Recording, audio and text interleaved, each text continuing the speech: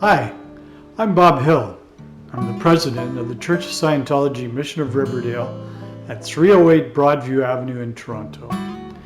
This is Sunday service during the COVID-19 scene, and we're online with it, so I hope you enjoy it. Scientology is a practical religion. It teaches a person how to know. That's what the word Scientology means, knowing how to know. Now, today, would you like to know more about the mind? Ever ask yourself that question? Would you like to help others who are suffering? Experiencing mental pain?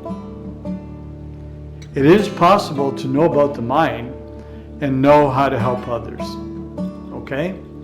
Now, today, I've taken an article that was written by L. Hubbard, and it's called What is Dianetics? Part 1. It was written in 1951, and it also aligns with Dianetics, the Modern Science of Mental Health, which Mr. Hubbard wrote in 1950. Okay?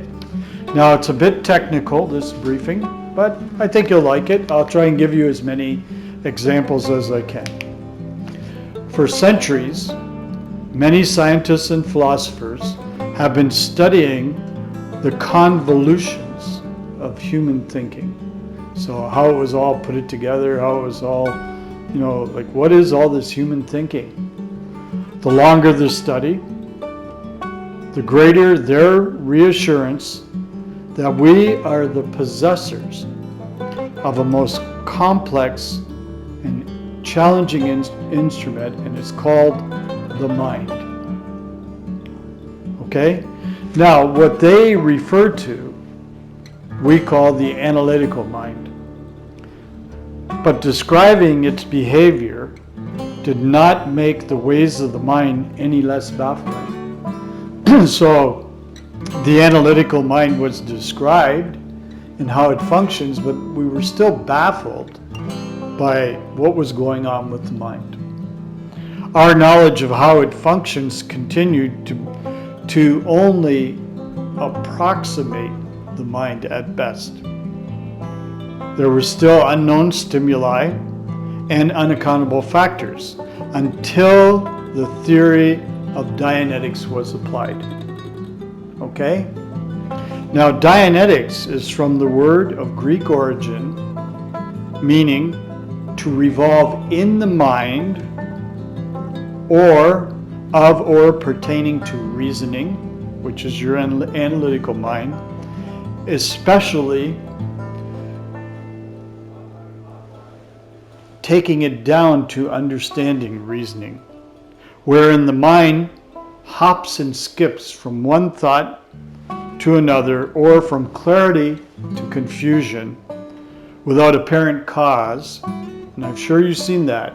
One moment you feel really bright, you feel really wide, really alert, really awake, and then all of a sudden some stimuli came into the environment and you feel you don't feel quite as bright, or you don't, like what the heck's going on? So the mind jumps around in these things. I'm going to clarify why that is. Now, that's because you possess what's called a reactive mind. Now, the reactive mind, like the analytical mind, the reactive mind is also a mental function of the brain. So you have the analytical mind, which is your reasoning, your way of figuring out solutions to problems. And then you have what's called the reactive mind, which is also a mental function of the brain.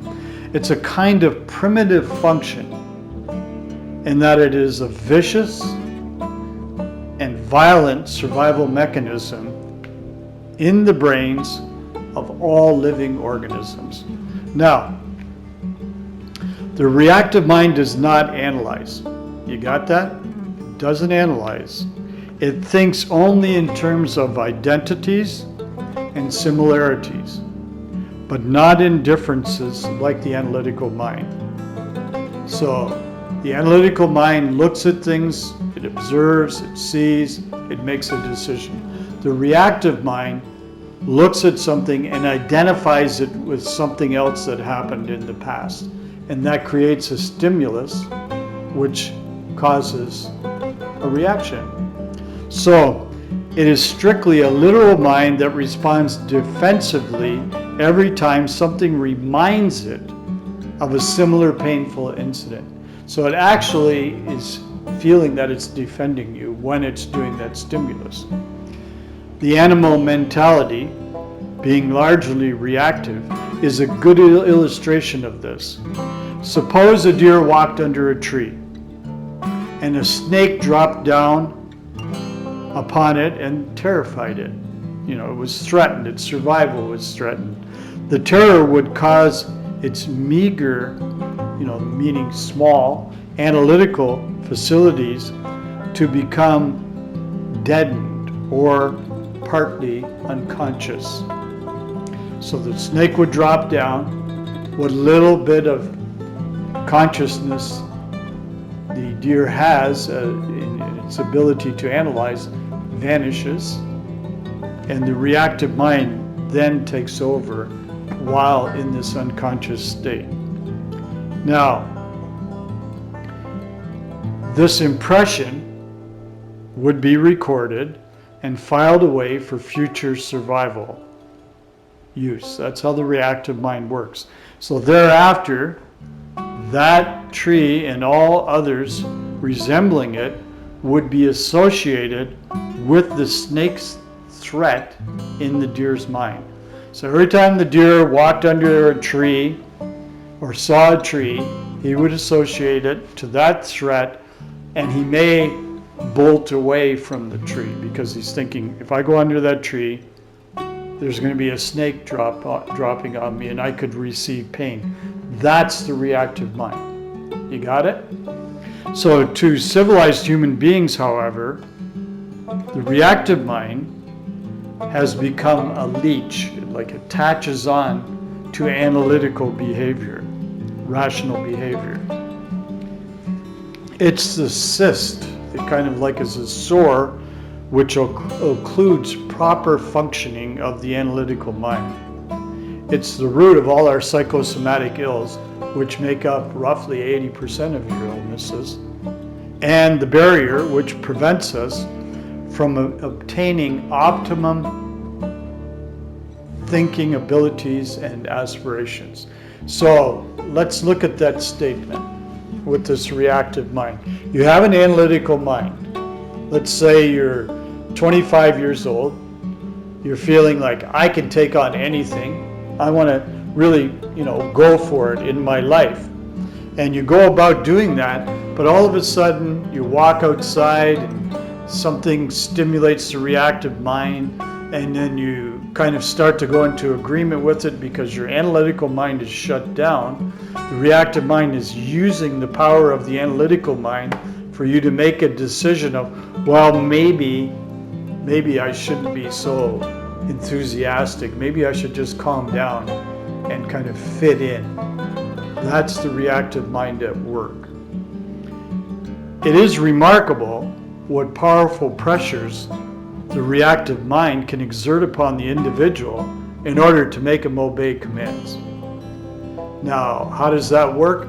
Well, let's say you went about trying to change your life and you got into a situation that was very uncomfortable and something bad happened to you. Thereafter, every time you tried to change, you would be a little bit weakened and the reactive mind would kick in and you would feel stunted in your ability to reach. That's how it works. It's quite an awful thing.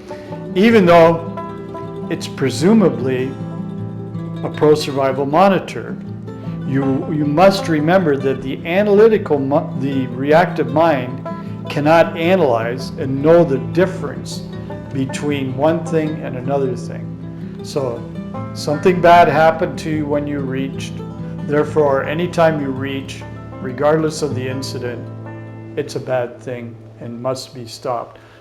The reactive mind actually thinks it's helping you by keeping you out of that dangerous environment. But what's really happening is you're getting smaller and you're weakening, okay? Now, let's say a cow kicked you and it inflicted pain while you were going across a pasture, and while in the pasture there was a lot of heat, and you were kind of semi-conscious when it happened, and because of the heat, maybe you got a mild sunstroke. What happens is that incident of the cow kicking you stores up in the reactive mind with the sun and the heat and the sunstroke you may have been going through simultaneously. Now, what occurs is every time you go out in the sun after that, let's say the kick was in the knee, you would feel pain in the knee. And it would be like, get out of the sun, because when I go out in the sun, I get a pain in my knee. It doesn't associate that, hey, you were kicked by a cow in the knee, so, analytically, you would just know that you don't stand behind a cow that's going to kick you in the knee. However, the reactive mind, in its great wisdom, thinks it's helping you by having you stay out of the sun, which is causing the pain in your knee, which never gets rid of anything. That's just silly, but that's the reactive mind. You've often heard people say, well, when it rains or when it's damp, my elbow swells up. You may have heard that. I'm sure, old Aunt Betty said, every time it's damp outside, my arthritis acts up. So therefore, how do you solve that? You never solve it, because you're never going to stop dampness. It's going to rain. That's silly. But if you address what really happened that caused all these, maybe you got a vitamin deficiency, mineral deficiency, something, you just address it correctly instead of reacting, you could probably feel a lot better. You got it? So what does this reactive mind consist of? It's kind of a storage bank of memories, mostly of unpleasant things, done to us from the very first moment of cellular life. It's wild, isn't it? The very first moment of cellular life. Now, let's take that datum. So a person is conceived. They're in the womb, 1 month or 2 weeks. And what happens, mom gets in an accident, a car accident, and really bumps the stomach, jars the womb, and you get banged around, and you're not conscious of what's happening. You still have the reactive mind, and it's storing that datum up while that's occurring to you. And so later on, you're born 10 years later, you're a 10-year-old kid. You get in a car that looks the same as the car that mom was in when the accident happened, where you got bumped and thrown around. You feel kind of queasy and tossed around, and the reactive mind is telling you, don't get in that car. You don't know why. It's just there. It's unconscious. That's the reactive mind. It's stored up that unpleasant memory. You got it? Now, as such, it differs from our previous understanding of the meaning and use of memory. So what's in the reactive mind is not memory. And what we need to do is define what is memory as a process of recalling. So memory, you recall things. I remember when I was 8 years old, I had an ice cream cone. That's not the reactive mind. What's in the reactive mind is actually the actual picture of the incident that occurred to you, and it's stored in there. And by certain stimulus, it's brought into present time as if it's actually happening now. Like I gave you the example of the person who got a painful incident happened. They got kicked in the knee by the cow, and then later on, every time they're out in the sun, they feel a pain in their knee. Well, what's happening is that incident of being kicked in the knee by the cow is brought to present time from the sun, which is the stimulus, and so they feel the pain in the knee. That's not memory. That's not memory at all, okay? So in other words, the reactive mind reacts to certain stimuli, but in a manner so incapable of rational explanation, so random and erratic, that it frequently does incalculable harm to the human body and impedes its maximal performance. So there you go. So I guess it begs the question, what should I do? Well, you should get rid of your reactive mind. How do you do that? It's covered clearly in the book Dianetics, which you'll find out about. Now I'm going to read to you the creed of the Church of Scientology now.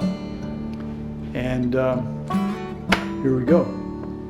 We of the Church believe that all men of whatever race, color, or creed were created with equal rights.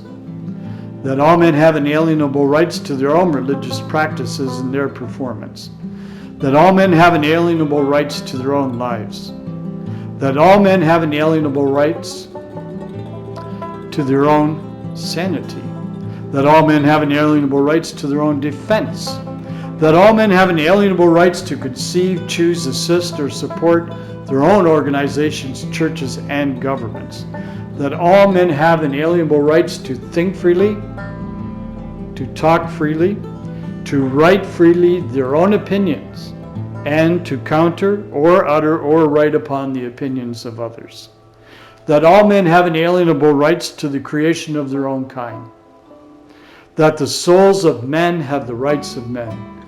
That the study of the mind and the healing of mentally caused ills should not be alienated from religion or condoned in non-religious fields, and that no agency less than God has the power to suspend or set aside these rights overtly or covertly.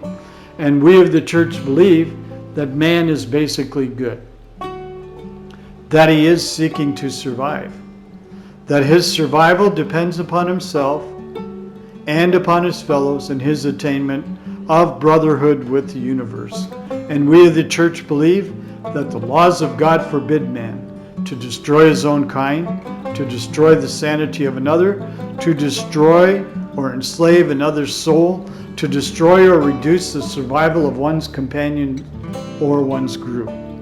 And we of the Church believe that the spirit can be saved and that the spirit alone may save or heal the body.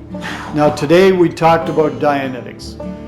Before you had Scientology, you had Dianetics. Dianetics, by getting rid of the reactive mind, by getting rid of those crazy stimuluses you have, those hidden fears, those unknown things that you ask yourself the question, why am I acting like this, or why does this happen to me? That's Dianetics. By using Dianetics, you become more yourself, which is incredible because you are very special. When that happens and you've arrived at that spiritual awareness, Scientology opens up a whole new universe for you. So my recommendation to you is read the book Dianetics. At the end of this sermon, you'll be given a place to go to get the book. Read it, sit down with a friend, use it. It doesn't have to be done in some hallowed chamber. Anybody can sit down and do Dianetics. 2 people get the book. They can get rid of engrams with each other, and they can become more analytical, more conscious, more aware, and they can greatly expand their playing field. Thank you.